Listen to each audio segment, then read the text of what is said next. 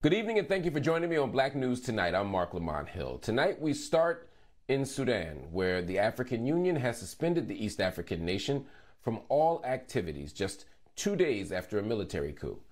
According to a statement released by the AU earlier today, Sudan's suspension will be in place until civilian rule is restored in the country. The AU added that it strongly condemns the, quote, seizure of power, calling the takeover unconstitutional. The coup leader, Sudanese General Abdel Fattah el-Burhan, ordered the dissolution of the government and declared a state of emergency earlier this week. This has prompted the World Bank to indefinitely halt aid to Sudan, while the U.S. has already suspended $700 million in aid to the country. Joining me now to talk more about this is journalist Isma'il Kushkush. Isma'il, thank you so much for joining me on Black News Tonight. How would you describe what's happening right now in Sudan? Well, the military on October 25th dissolved the Sovereignty Council. Sovereignty Council was a partnership between military and civilian forces after the December 2019 revolution that brought down the government of Omar al-Bashir. This was supposed to be a transitional period that saw this slow transformation of power into full civilian rule and the establishment of democracy with elections scheduled for 2023. What has happened right now is basically that the military has renegated on its agreement with the civilian side and has put the country now in there's a big question mark right now of what will happen in Sudan. With the withholding of aid from the U.S., with the withholding of assistance from the World Bank and from other corners in a country that was trying to rebuild its economy after years of 3 decades of authoritarian rule. There's a big question mark of where Sudan is going. Absolutely. I mean, one of the questions when there was an attempt at a coalition between the military and civilians, one of the questions, certainly I was one of the people who raised this question, was, can we trust the military to hold up its end of the bargain?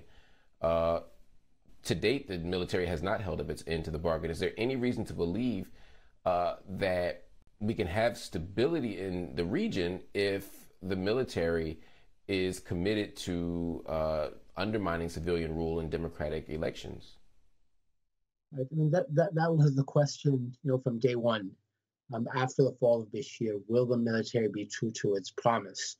Will Sudan be allowed to transfer itself into a democracy? We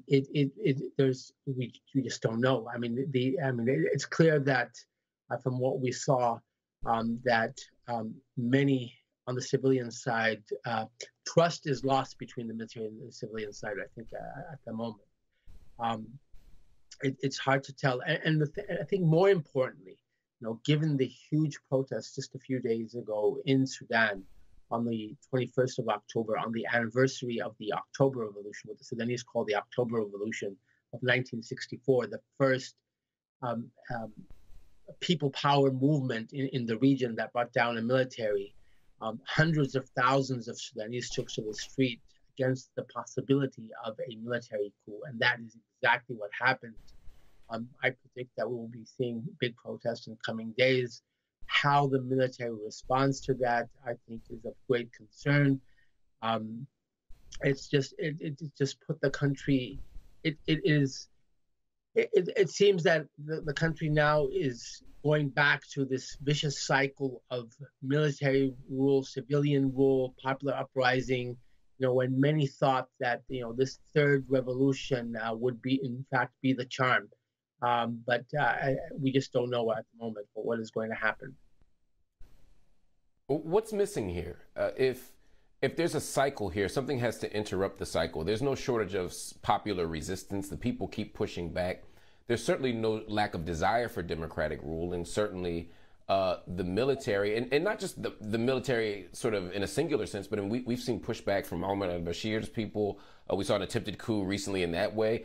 I mean, all these forces are in place and the cycle continues. What can interrupt this and get us to a place of civilian rule in the country? Right. I mean, that's a book. But I think that there are a number of issues too. There's a number of issues too. I think here. I mean, one, and let me be clear. I don't think that the transitional government's performance is above criticism. I think there were shortcomings in the performance of even on the civilian side. However, this return of the military that sees itself as a guardian, I think is problematic.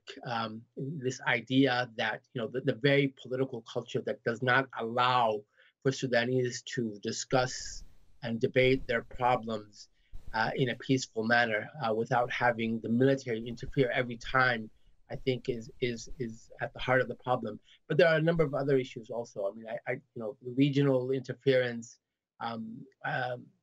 This I think is been a problem in Sudanese politics, this seems to be a part of what is happening right now. I mean, I highly doubt that those in the military that took this action a few days ago did not calculate, did not consider other options of financial and diplomatic support, that they did not know what the consequences of their actions would be. Wow. Well, we will continue to monitor this, with the United States pulling aid out, with international condemnation coming from many sectors. There's certainly a push. It'll be interesting to see if it's enough to restore some sense of democratic hope and possibility at the moment. But we'll continue to monitor the situation. We'll be sure to have you back, Isma'il, to keep the conversation going. Thank you so much for your insights. It's now day 7 of jury selection in the trial of 3 men accused of murdering Ahmaud Arbery.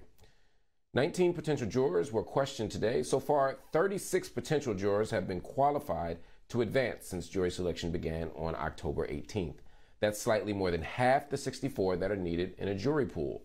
Arbery was shot and killed on February 23, 2020. Cell phone video leaked to the public shows 2 armed men in a truck approaching the 25-year-old man as he runs down the road and then shooting him. Residents in the town are hoping that Arbery's death and this trial will create racial harmony. Florida State Attorney Bill Gladson has filed a motion to posthumously clear the criminal records of the Groveland Four. In 1949, Ernest Thomas, Charles Greenlee, Samuel Shepard, and Walter Irvin were accused of raping a 17-year-old white woman. Thomas was killed by a mob before being arrested, and Greenlee, Irvin, and Shepard were convicted at trial. Gladson wrote, "The evidence strongly suggests that a sheriff, a judge, and prosecutor all but guaranteed guilty verdicts in this case," in his motion filed on Monday. Civil rights pioneer Claudette Colvin is also seeking to have her juvenile arrest record expunged. Colvin was arrested at 15 for refusing to give up her seat on the bus in Alabama 9 months before Rosa Parks. Be sure to join the conversation. We want to hear from you, so head over to our BNC Instagram and Twitter pages. Let us know how you feel. Also, visit our website, bnc.tv, and subscribe to our YouTube channel.